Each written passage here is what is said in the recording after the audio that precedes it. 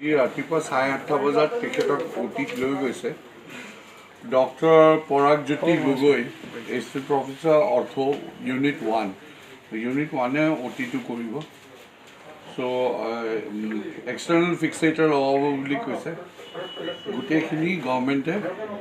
গ্ৰহণ কৰিছে তেখেতৰ ট্ৰিটমেণ্ট আৰু বিশেষ একো চিন্তা কৰিবলৈ নাই বৰ্তমান ভালে আছে কোভিড নিগেটিভ হৈছে দুদিন আগতে নিগেটিভ হোৱাৰ পিছত আমি পেইং কেবিনলৈ শ্বিফ্ট কৰিছোঁ আৰু আমি তেখেতক অবজাৰ্ভ কৰি আছোঁ এতিয়া চাওক এই যে এক্সটাৰ্নেল ফিক্সেটাৰ লগাই সেইটো অকণমান দিন লাগিব হাড়টো যোৰা লাগিবলৈ চ' মেবি 1 মাহ 1.5 মাহ যোৰা লাগি পেলাই ফিজিঅ'থেৰাপি কৰিব লাগিব ফিজিঅ'থেৰাপি কৰি খোজ কাঢ়াব so' the entire process will take about a month or 2 months time যেতিয়া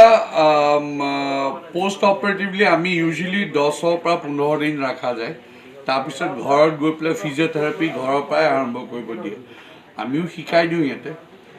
এতিয়া তেখেতৰ ওপৰত কথা হ'ব তেখেতে যে ইয়াতে থাকি পেলাই কৰিব খোজে আমি ইয়াতেও কৰাই দিওঁ যদি এইটো ফ্ৰেকচাৰ ফিমাৰ হাড়ৰ মেইন হাড় হয় যোৰা লাগি যাব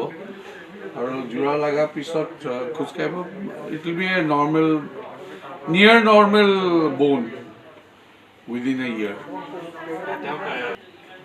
কালি কিবা গভৰ্ণমেণ্ট এনকুৱাৰী এটা হৈছিল এই এনকুৱাৰীটো